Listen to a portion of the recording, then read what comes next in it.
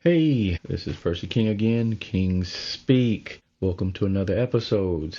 As always, like, subscribe, share, and comment. Now, today's episode is about people living vicariously through you. This is about when people look at your life and they see something that they like and they try to get you to do certain things, or at least to think a certain way about your life because, see, in their mind, they're looking at your life and they're like, ooh, I really wish, that was my life. I really wish that I made that amount of money. I really wish I had that type of job or this, that, and the other.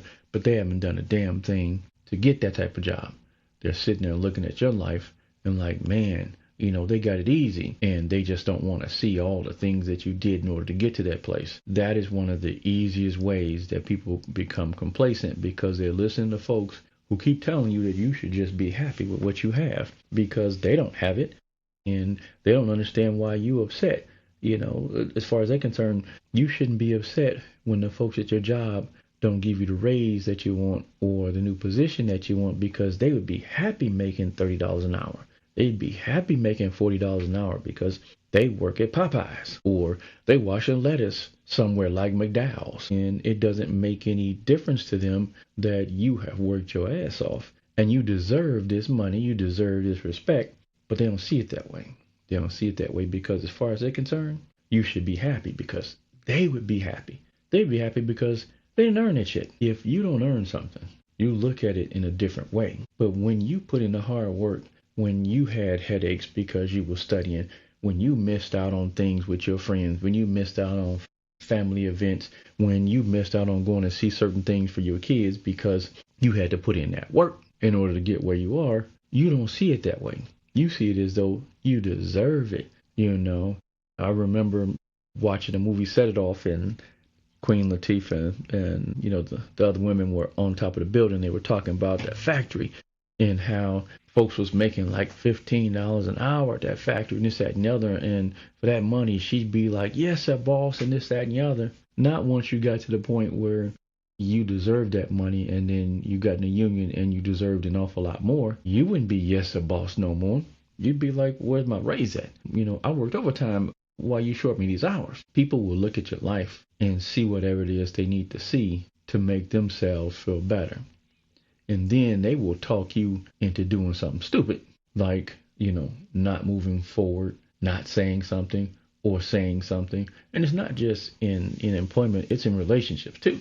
When you look at relationships, you have all these single women out there keeping other women single. The difference between men and women when it comes to the relationship thing, for the most part, if a man sees another guy, unless he's out there trying to steal his woman, but for the most part, if a man sees another guy has a good woman, he's going to tell him, yeah, don't do that stupid stuff. You don't want to lose that one because ain't nothing out here, bruh. There's a bunch of women out here that's full of it. That's just trying to, sack chasers. They trying to get your money.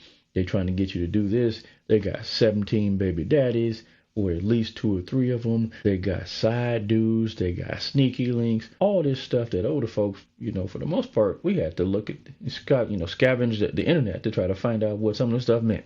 It's like, sneaky link. Okay, it makes sense. Yeah, I mean, why don't you just say, the person you're cheating with? Got to make stuff difficult for no damn reason at all. It's just young people.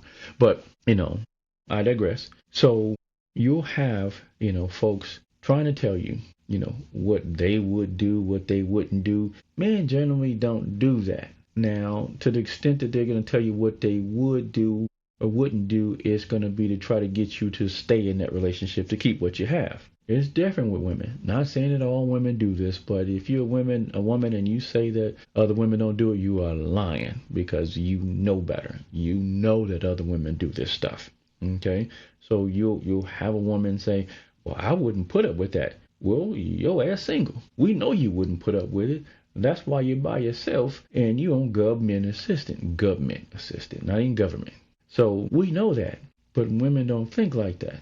You'll have a group of women and the one that's the saddest is the one who doesn't have a guy who has, bad stories for her to tell to her friends. Because, life is boring because she don't have to chase him. She always know where he is and he's doing what he needs to do. So now she's complacent. And then her friends are like, girl, you need some excitement in your life. Girl, you need to do this. Girl, you need to do that. No, girl, y'all need to shut the hell up and leave this woman alone because her life is fine. If anything, y'all should be like men and telling her that, girl, don't listen to these heifers. She a hoe. You know that. Don't pay no attention to what she had to say. You know Gertrude ain't no damn good. You know Carrie ain't no damn good. You know she cheating on everybody she's ever been with, and then try to complain about, how bad men are. No, when you see somebody and you can feel that they are trying to live vicariously through you, don't let them do it.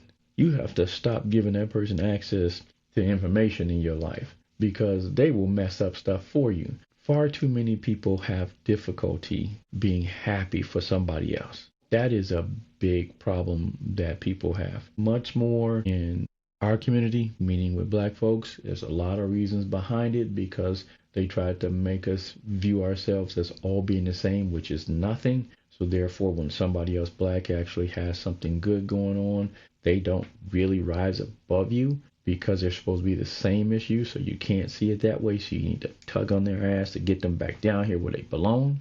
There's a lot more to that. That's a whole different show. But the thing is that when you got these people living vicariously through you, no good generally happens because in a lot of cases, they are just looking for a misstep. So then they can point to you and say, see, my life wasn't so bad because they only got that because of this. They only got that because of that. See, they weren't doing this or this was happening.